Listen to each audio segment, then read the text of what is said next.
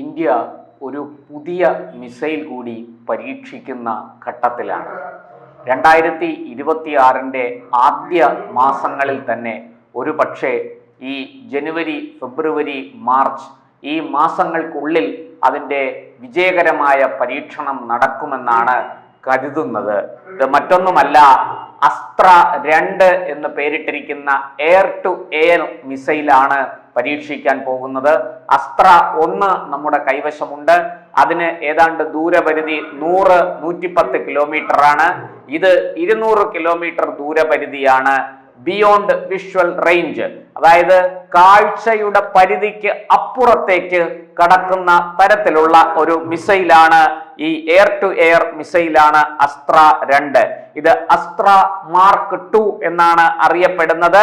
ഇത് നമ്മുടെ റഫേൽ പോലെയുള്ള വിമാനങ്ങളിലും ഘടിപ്പിക്കാം എന്നാണ് ഇതിന്റെ പ്രത്യേകത.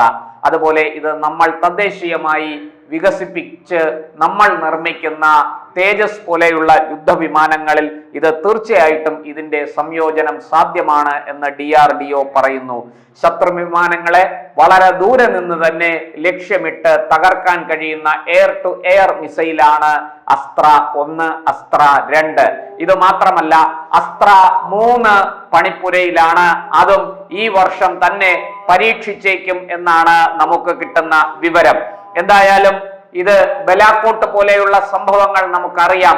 അന്ന് അവിടെ നമ്മുടെ ഒരു വൈമാനികൻ ഈ പാക് സൈന്യത്തിന്റെ പിടിയിലായി. കാരണം പാകിസ്ഥാന്റെ കൈവശം ചൈനയിൽ നിന്നും അമേരിക്കയിൽ നിന്നും വാങ്ങിയ ഇത്തരം BVR beyond visual range air to air മിസൈലുകൾ ഉണ്ട്. അതുപയോഗിച്ച് നമ്മുടെ ഒരു വിമാനം തകർക്കുകയും നമ്മുടെ ഒരു വൈമാനികനെ അവർ പിടികൂടുകയും ചെയ്തു. അഭിനന്ദൻ വർദ്ധമാൻ എന്ന ആ വൈമാനികനെ വലിയ റിസ്ക് എടുത്താണ് നരേന്ദ്രമോദി എന്ന ഇന്ത്യയുടെ പ്രധാനമന്ത്രി തിരിച്ചെത്തിച്ചത്. ഈ സംഭവം നമുക്ക് ഓർമ്മയുണ്ട്. അപ്പോൾ നമ്മുടെ കൈവശം ഇത്തരം മിസൈലുകൾ ഇല്ലായിരുന്നു. മറ്റു രാജ്യങ്ങളിൽ നിന്ന് നമ്മൾ വാങ്ങുന്ന മിസൈലുകൾ മാത്രമേ ഉണ്ടായിരുന്നുള്ളൂ. എന്നാൽ ഇന്ന് നമ്മൾ സ്വന്തമായി അത്തരം മിസൈലുകൾ വികസിപ്പിച്ചെടുത്തിരിക്കുകയാണ്. അസ്ത്ര 1ഉം അസ്ത്ര 2ഉം. ഈ അസ്ത്ര 2ന് ചില പ്രത്യേകതകൾ ഉണ്ട്.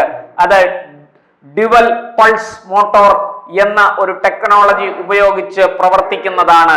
അതായത് വിക്ഷേപണത്തിനോടും ലക്ഷ്യത്തോട് അടുക്കുമ്പോഴും പ്രത്യേക ട്രസ്റ്റ്, അതായത് പ്രത്യേക ഒരു വേഗം നൽകുന്ന, ഊർജം നൽകുന്ന രീതിയിലാണ് ഇത് പ്രവർത്തിക്കുന്നത്.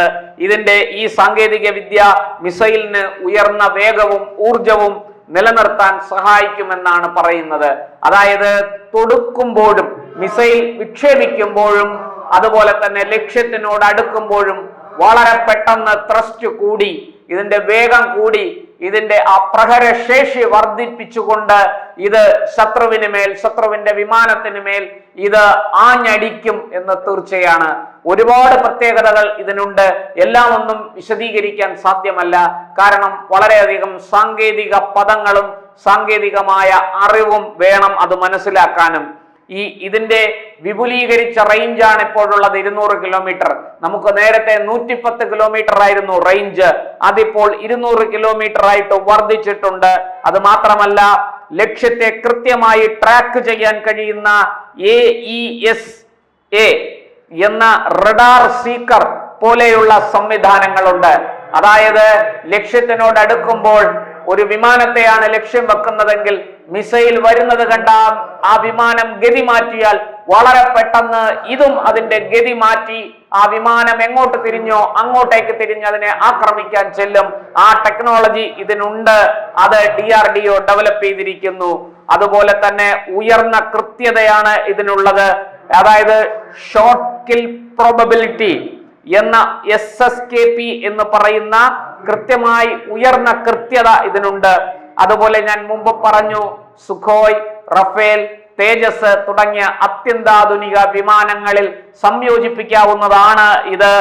നമുക്കറിയാം, റഫേൽ പോലെയുള്ള വിമാനങ്ങൾക്ക് സോഴ്സ് കോഡ് ഉണ്ട്. ആ സോഴ്സ് കോഡ് ഉള്ളത് കാരണം നമ്മൾ വികസിപ്പിക്കുന്ന മിസൈലുകൾ അതിൽ ഘടിപ്പിക്കാൻ കഴിയില്ലായിരുന്നു. എന്നാൽ ഇപ്പോൾ ഫ്രാൻസുമായിട്ടുണ്ടാക്കിയ കരാറിന്റെ അടിസ്ഥാനത്തിൽ അവർ സഹകരിക്കാമെന്ന് പറഞ്ഞിട്ടുണ്ട്.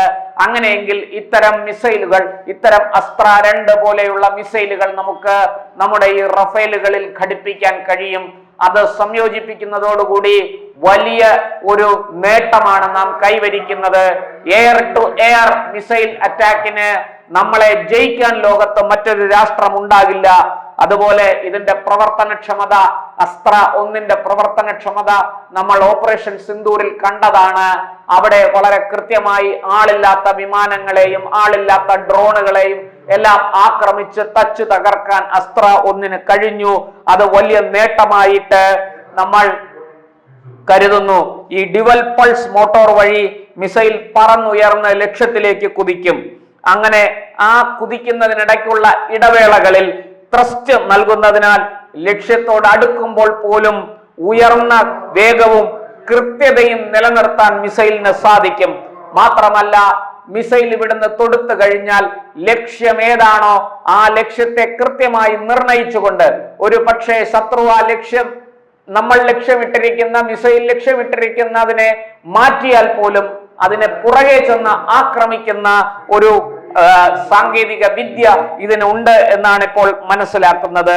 അതുപോലെ ഫൈബർ ഒപ്റ്റിക് ഗൈറോസ്കോപ്പ്, ഫോഗ് എന്ന് പറയുന്ന ആ ഫൈബർ ഒപ്റ്റിക് ഗൈറോസ്കോപ്പ് അടിസ്ഥാനമാക്കിയുള്ള INS AESA സീക്കർ എന്നിവ ഉപയോഗിച്ച് ലക്ഷ്യത്തെ സ്വയം ട്രാക്ക് ചെയ്യുന്നു. ഇതൊരു റഡാറാണ്. ഇതിന്റെ പ്രവർത്തനം ഞാൻ ചെറുതായിട്ട് വിശദീകരിക്കാം. അതായത് ഈ റഡാർ അകലെയുള്ള 100 കിലോമീറ്ററോ മറ്റോ അകലെയുള്ള അല്ലെങ്കിൽ അങ്ങനെയുള്ള 100-ലധികം ലക്ഷ്യങ്ങളെ ഈ റഡാറിന് ലക്ഷ്യം വെക്കാൻ സാധിക്കും. അതിൽ 30 എണ്ണത്തിന് നേരെ വളരെ കൃത്യമായിട്ട് ആക്രമണം നടത്താൻ കഴിയും. ആ സാങ്കേതിക വിദ്യ ഈ മിസൈലിൽ സംയോജിപ്പിച്ചിട്ടുണ്ട്, അല്ലെങ്കിൽ ഈ മിസൈലിൽ ലഭ്യമാണ് എന്നാണ് വിദഗ്ധർ പറയുന്നത്. എന്തായാലും വൈകാതെ ഈ മിസൈൽ പരീക്ഷണം നടത്തി പൂർത്തിയാക്കി എത്രയും പെട്ടെന്ന് വ്യോമസേനയുടെ ഭാഗമാകും. പരീക്ഷണം വിജയിച്ചാൽ 700 മിസൈലുകൾക്കാണ് വ്യോമസേന ഓർഡർ നൽകാൻ ഇരിക്കുന്നത്. ഇത് DRDOയും ഹിന്ദുസ്ഥാൻ എയറോനോട്ടിക്കൽസ് ലിമിറ്റഡും ഒക്കെ ചേർന്നാണ് ഈ പരീക്ഷണം നടത്തുന്നത്. ഈ HAL-നായിരിക്കും ഇതിന്റെ നിർമ്മാണ ചുമതല എന്നും നമുക്ക് വിവരം ലഭ്യമാണ്. ഈ പറഞ്ഞതുപോലെ പുതിയ ആസ്ട്ര 3 അതും പരീക്ഷണ ഘട്ടത്തിലാണ്. അതിന്റെയും നിർമ്മാണം പുരോഗമിക്കുന്നു. വലിയ വികസന പ്രക്രിയകൾ അതിനകത്തുണ്ട്. ഈ രണ്ടിനേക്കാളും മികച്ച ലക്ഷ്യം ഭേദിക്കാനുള്ള മികച്ച കഴിവ് ആസ്ട്ര 3-ന് ഉണ്ട് എന്നാണ് പറയുന്നത്.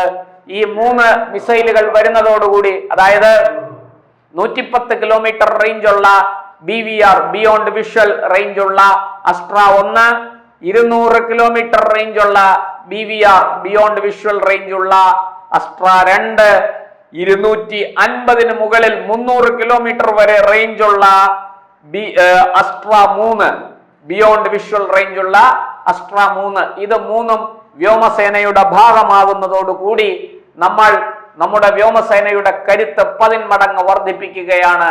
ശത്രുക്കൾക്ക് പേടി സ്വപ്നമായി കഴിഞ്ഞിരിക്കുന്ന ഈ അസ്ട്ര 1, അസ്ട്ര 2, അസ്ട്ര 3 ഇന്ത്യൻ വ്യോമസേനയ്ക്ക് മുതൽക്കൂട്ടാകുമെന്ന് തീർച്ചയാണ്. ഇത് ചൈനയ്ക്കും അമേരിക്കയ്ക്കും റഷ്യയ്ക്കും മാത്രം കൈവന്നിരുന്ന അല്ലെങ്കിൽ കൈവരിച്ചിരുന്ന നേട്ടങ്ങളാണ്. അത് ഇപ്പോൾ ഇന്ത്യ തദ്ദേശീയമായി വികസിപ്പിച്ചെടുത്തിരിക്കുന്നു. ഇതിന് ആവശ്യക്കാരും ഏറെയാണ്. അതുകൊണ്ട് തന്നെ ഇത് നമ്മുടെ സമ്പദ് വ്യവസ്ഥയ്ക്കും മുതൽക്കൂട്ടായിരിക്കും. പാകിസ്ഥാൻ ചൈനയിൽ നിന്നും അമേരിക്കയിൽ നിന്നുമൊക്കെയാണ് ഇത് വാങ്ങി ഉപയോഗിക്കുന്നത്.